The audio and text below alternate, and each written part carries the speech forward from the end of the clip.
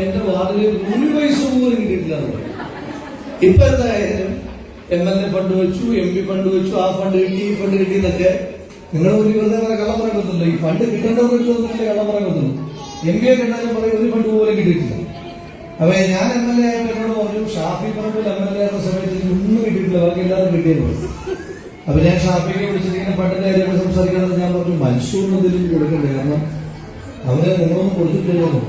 അതുപോലെ ഏറ്റവും കൂടുതൽ പൈസ കൊടുക്കുന്നവരാണ്, അവർ കൊടുത്തില്ലെങ്കിൽ സാധിക്കാതെ.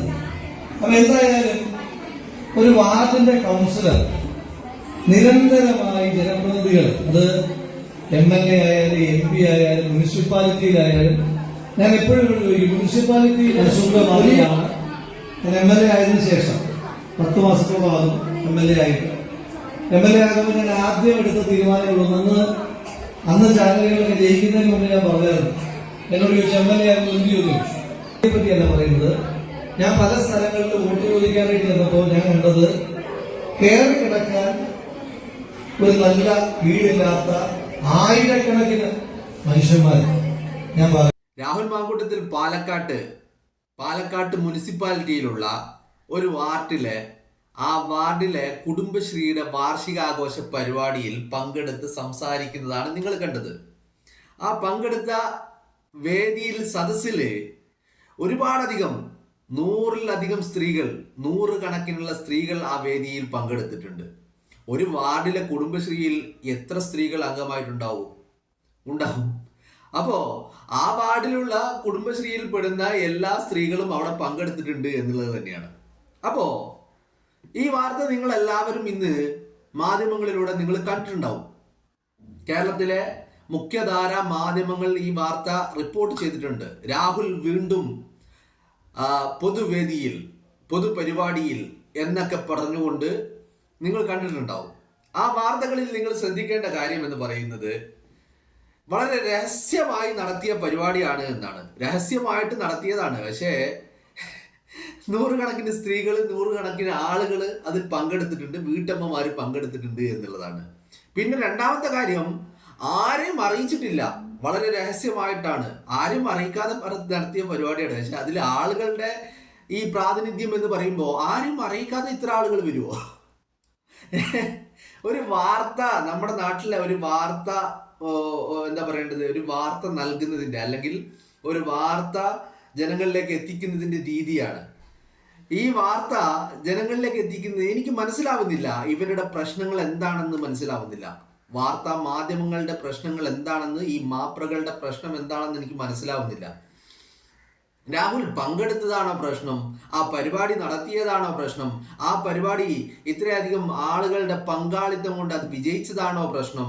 അതോ രാഹുലിനെ തടയാൻ അവിടെ ആരും വന്നില്ല എന്നുള്ളതാണോ പ്രശ്നം? അപ്പോൾ വേറൊരു ചാനലിൽ എടുത്തു പറയുന്നുണ്ടായി, രാഹുൽ വന്നാൽ കാലുകുത്താൻ ഞങ്ങൾ അനുവദിക്കില്ല എന്ന് ഡിവൈഎഫ്ഐക്കാർ പറയുന്നുണ്ടായിരുന്നു. ഡിവൈഎഫ്ഐക്കാരെ എവിടെയും കണ്ടില്ല എന്ന്. അപ്പോ ഡിവൈഎഫ്ഐക്കാർ അവിടെ തടയാനെത്താത്തത്, അവിടെ പ്രതിഷേധിക്കാൻ എത്താത്തത് തന്നെയാണ് പ്രശ്നം. പക്ഷേ ഇന്നലെ അവിടെ നിങ്ങൾ എത്തണമായിരുന്നു എന്നുള്ളതാണ് എൻ്റെ ഒരു അഭിപ്രായം.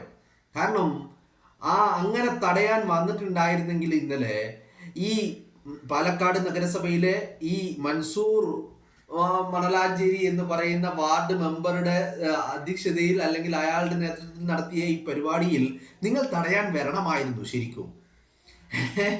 എന്തുകൊണ്ടോ വന്നില്ല എനിക്കറിയില്ല. കാരണം ഇത്രയധികം സ്ത്രീകൾ പങ്കെടുത്തിട്ട് നിങ്ങൾ ഇങ്ങനെ ഒരു പരിപാടി നടക്കുന്നുണ്ട് എന്ന് നിങ്ങൾ അറിഞ്ഞില്ല എന്ന് പറഞ്ഞു കഴിഞ്ഞാൽ അത് വിശ്വസിക്കാൻ അല്പം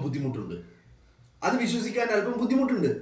കാരണം നിങ്ങൾ ഇന്നലെ തടയാൻ വന്നിട്ടുണ്ടായിരുന്നെങ്കിൽ ആ സ്ത്രീകൾ തന്നെ നിങ്ങളെ ചൂല് കൊണ്ട് അടിച്ചേനെ എന്നുള്ളത് അതൊരു വാർത്തയായേനെ. ഇന്നത്തെ മാധ്യമങ്ങൾക്ക് ആഘോഷിക്കാനുള്ള ഒരു വാർത്ത അതുണ്ടായേനെ. കാരണം ഡിവൈഎഫ്ഐക്കാരെ പാലക്കാട്ടെ വീട്ടമ്മമാർ ചൂലെടുത്ത് അടിച്ചോടിച്ചു എന്നുള്ള ഒരു വാർത്ത വളരെ സെൻസേഷനലാക്കി പൊടിപ്പും തുങ്ങലും ഒക്കെ വെച്ച് അത് മാധ്യമങ്ങൾക്ക് ഒരു ആഘോഷിക്കാനുള്ള ഒരു വകയായേനെ. അത് നിങ്ങൾക്ക് നഷ്ടപ്പെട്ടതിലുള്ള ദുഃഖമായിരിക്കാം വാർത്താ മാധ്യമങ്ങളുടേത് എന്നുള്ളതാണ്. എന്താണെങ്കിലും കഴിഞ്ഞ ദിവസം ഇതുപോലെ രാഹുൽ മാങ്കൂട്ടത്തിൽ പാലക്കാട് ഡിപ്പോയിലെ ബാംഗ്ലൂരേക്ക് പുതിയ റൂട്ട് അനുവദിച്ചതുമായി ബന്ധപ്പെട്ട് ആ ബസ്സിന്റെ ഫ്ലാഗ് ഓഫ് ചെയ്യുന്നതും ഇത്തരത്തിൽ എല്ലാം കഴിഞ്ഞ് കഴുതക്കാമം കരഞ്ഞു തീർക്കുന്ന സഖാക്കളെയും സംഘികളെയും നമ്മൾ കണ്ടതാണ്.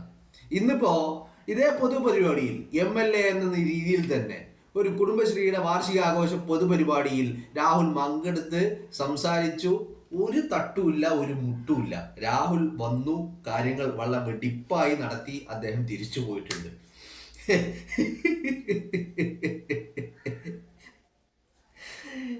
കാണുമ്പോ ചിരിക്കുക എന്നല്ലാതെ മറ്റെന്ത് ചെയ്യാനാ? നിങ്ങൾ രാഹുലിനെ കാല് കുത്തിക്കാൻ വിടില്ല.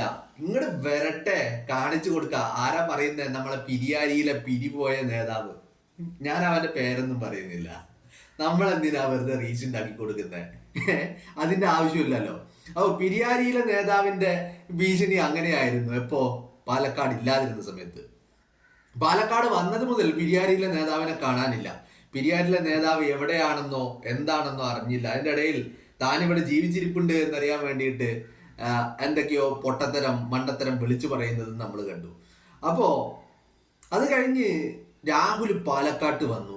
പാലക്കാട്ട് ജനങ്ങളെ കണ്ടു, പാലക്കാട്ടെ വോട്ടർമാരെ കണ്ടു, അവരുടെ പ്രശ്നങ്ങൾ അറിഞ്ഞു, അവരുമായി സഹവസിച്ചു, അവരുമായി ഇടപഴകി, അവരുടെ കാര്യങ്ങൾ അറിയുന്നു, അവരുടെ ആവശ്യങ്ങൾ നിറവേറ്റി കൊടുക്കുന്നു. അങ്ങനെ പാലക്കാട്ട് രാഹുൽ മാങ്കൂട്ടത്തിൽ വളരെ സജീവമാകുന്നു. അയാൾ പങ്കെടുക്കേണ്ട പരിപാടികളിലൊക്കെ പങ്കെടുക്കുന്നുണ്ട്. അയാൾ കാര്യങ്ങളൊക്കെ തിരിച്ചറിയുന്നുണ്ട്, ആവശ്യങ്ങൾ നിറവേറ്റി കൊടുക്കുന്നുണ്ട്, പാലക്കാടിന്റെ വികസന പ്രവർത്തനങ്ങളുമായി മുന്നോട്ട് പോകുന്നുണ്ട്. അതോടൊപ്പം തന്നെ പാലക്കാട്ട് അയാൾ വളരെ വളരെ വളരെ സജീവമായി കൊണ്ട് തന്നെ അയാളുടെ പ്രവർത്തന മേഖല പാലക്കാടാണെന്നുള്ള തിരിച്ചറിവോട് കൂടി തന്നെ അയാൾ വളരെ സജീവമായി പ്രവർത്തിക്കുന്നതുകൊണ്ട്. അതോടൊപ്പം തന്നെ ഇന്നലെ നമ്മൾ കണ്ടു, ശബരിമലയിലെ അയ്യപ്പന്റെ സ്വർണം എവിടെടാ പിണറായി വിജയ എന്ന് ചോദിച്ചതിന് ഷാഫി പറമ്പിലിനെ തലക്കിട്ടടിച്ച് അയാളുടെ മൂക്കടിച്ച് പൊട്ടിച്ചിട്ട് അയാൾ ആശുപത്രിയിൽ കിടക്കുമ്പോൾ ഷാഫി പറമ്പിലിനെ കാണാൻ ഈ രാഹുൽ മാങ്കൂട്ടം കോഴിക്കോട്ടെ സ്വകാര്യ ആശുപത്രിയിലേക്ക് ഓടി എത്തുന്നതും നമ്മൾ കണ്ടു. അങ്ങനെ രാഹുൽ മാങ്കൂട്ടം വളരെ വളരെ സജീവമാണ്. ഹീസ് എ ബിസി മാൻ, അങ്ങനെ തന്നെ പറയണം. കാരണം അയാൾക്ക് പാലക്കാട് ഇപ്പൊ നിന്ന് തിരിയാൻ സമയമില്ല. അയാൾക്ക് വേണ്ട പരിപാടികളുണ്ട്. അയാൾക്ക് അയാളുടെ വികസന പ്രവർത്തനങ്ങളും പാലക്കാടിന്റെ ക്ഷേമ പ്രവർത്തനങ്ങളുമായി മുന്നോട്ട് പോകാൻ ഒരുപാടധികമുണ്ട്. അയാൾക്ക് രാവിലെ മുതൽ വൈകുന്നേരം വരെ നിൽക്കാൻ നേരമില്ലാത്തത്ര രീതിയിൽ അയാൾ പ്രവർത്തനങ്ങളുമായി മുന്നോട്ട് പോയിക്കൊണ്ടിരിക്കുക തന്നെയാണ്. അപ്പോ സ്വാഭാവികമായിട്ടും കുരുപൊട്ടു. അതിൽ ആദ്യം കുരുപൊട്ടുന്നത് രാഹുൽ മാങ്കൂട്ടം വിഷയം ഇത്രയധികം ചർച്ചയാക്കി നിലനിർത്താൻ ശ്രമിച്ച ആളുകൾ എന്ന് പറയുന്നത് കേരളത്തിലെ മാധ്യമ പ്രവർത്തകരാണ്. അവരെ സംബന്ധിച്ചിടത്തോളം അവര് നോക്കുമ്പോ രാഹുലിനെതിരെ ഒരു ചെറുവിരൽ അനക്കുന്നതായിട്ട് CPM-നെയോ BJP-യെയോ DYF-യെയോ ആരെയും, രാഹുലിനെ വെല്ലുവിളിച്ചവർ, രാഹുലിനെ തടയുമെന്ന് അവകാശപ്പെട്ടവർ, രാഹുലിനെ കാലുകുത്താൻ സമ്മതിക്കില്ല എന്ന് അവകാശപ്പെട്ടവർ, രാഹുലിനെ ഞങ്ങൾ മൂക്കിൽ വലിക്കുമെന്ന് അവകാശപ്പെട്ടവർ, അങ്ങനെ ആരെയും എവിടെയും കാണുന്നില്ല. അപ്പോ സ്വാഭാവികമായിട്ടും ഇവരൊക്കെ പറയുന്നത് കേട്ടിട്ട് ഇതിനനുസരിച്ച് തുള്ളാൻ നിന്ന മാധ്യമങ്ങൾക്ക് അത് വലിയ ഒരു തിരിച്ചടി തന്നെയാണ്. കാരണം രാഹുലിനെ വേട്ടയാടാൻ വേണ്ടി മുന്നിൽ നിന്ന് നയിച്ചത് മാധ്യമങ്ങളാണ്. ഈ മാധ്യമങ്ങൾക്ക് ഇവരൊക്കെ പറയുന്നത് കേട്ടു, പലരും പലതും പറയുന്നത് കേട്ടിട്ട് അതിനനുസരിച്ച് വാർത്തകൾ പടച്ചുവിട്ട് അത് സെൻസേഷനിലാക്കാൻ വേണ്ടി പൊടിപ്പും തുങ്ങലും വെച്ച് വാർത്തകൾ പടച്ചുവിട്ട മാധ്യമങ്ങൾക്ക് രാഹുൽ മാങ്കൂട്ടം പാലക്കാട് എത്തിയപ്പോ നാട്ടുകാരെല്ലാം ഇരു കൈ നീട്ടി സ്വീകരിക്കുന്നത് ഇവർക്ക് തന്നെ ക്യാമറകളിൽ ഒപ്പിയെടുത്ത് അതും പ്രേക്ഷകരിലേക്ക് എത്തിക്കേണ്ടി വന്നു. കാരണം രാഹുൽ മാത്രമേ ഇവരുടെ TRP റേറ്റിനെ മുന്നിൽ കൊണ്ടുവരാൻ കെൽപ്പുള്ള ഒരു യുവ നേതാവ് ഈ കേരളത്തിലുള്ളൂ എന്ന് ഇവർക്കറിയാം. അതുകൊണ്ട് ഇവർ പറഞ്ഞതിനെതിരാണെങ്കിൽ പോലും രാഹുലിനെ ഇരു കൈ നീട്ടി സ്വീകരിക്കുന്ന ആളുകളെ ആ വീഡിയോകൾ ദൃശ്യങ്ങൾ ഇവർ ഇങ്ങനെ പൊക്കി പിടിച്ച് നടക്കേണ്ട ഒരു ഗതികേട് ഇവർക്കുണ്ടായി. അവിടെയും തീർന്നില്ല. രാഹുൽ പാലക്കാട്ട് വന്നിറങ്ങിയ ദിവസം രാഹുലിന്റെ അടുത്തേക്ക് ഒരു പ്രതിഷേധക്കാരെയും ഒരാളുകളെയും ഇവരാരും എവിടെയും കണ്ടില്ല. ആരും രാഹുലിന്റെ മുന്നിൽ വന്നുകൊണ്ട് പ്രതിഷേധിക്കുന്നതോ അയാൾക്കെതിരെ മുദ്രാവാക്യം വിളിക്കുന്നതോ എവിടെയും കണ്ടില്ല. അതിന് പകരം ഇവർ കണ്ടത് രാഹുലിനെ കെട്ടിപ്പിടിക്കുന്ന ആളുകളെയാണ്, രാഹുലിന് കൈ കൊടുക്കുന്ന ആളുകളെയാണ്, രാഹുലുമായി കുശലം പറയുന്ന ആളുകളെയാണ്. അതിനപ്പുറം രാഹുലുമായി സെൽഫി എടുക്കാൻ തിക്കും തിരക്കും കൂട്ടുന്ന പാലക്കാട്ടെ ജനങ്ങളെയാണ് ഇവർ കണ്ടത്.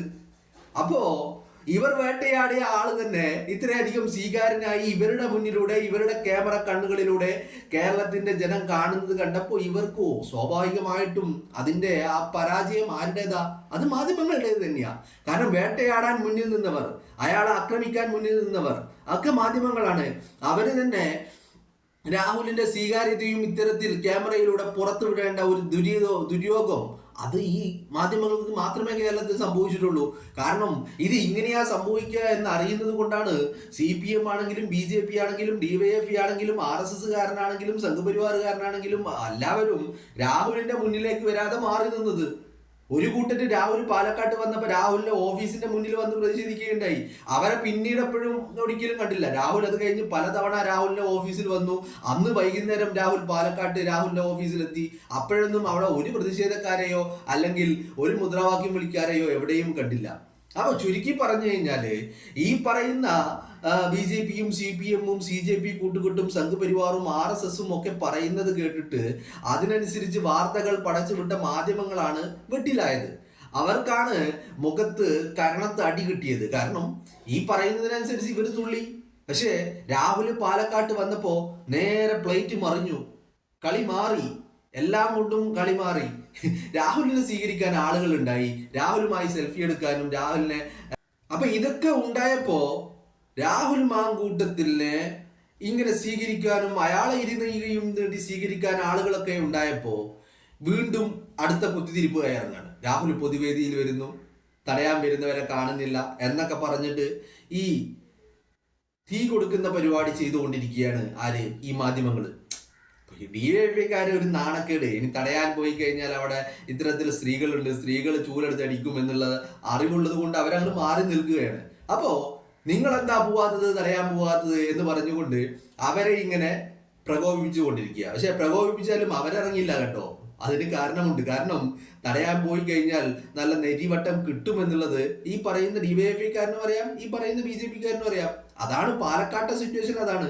അതിനപ്പുറത്തേക്ക് നിങ്ങൾ പടച്ചുവിടുന്ന വാർത്തകളല്ല പാലക്കാട്ടെ യാഥാർത്ഥ്യം എന്നുള്ള തിരിച്ചറിവുണ്ടാവാൻ മാപ്രകൾക്ക് ഒരു കോമൺ സെൻസ് ഉണ്ടാവണം എന്നുള്ളതാണ്.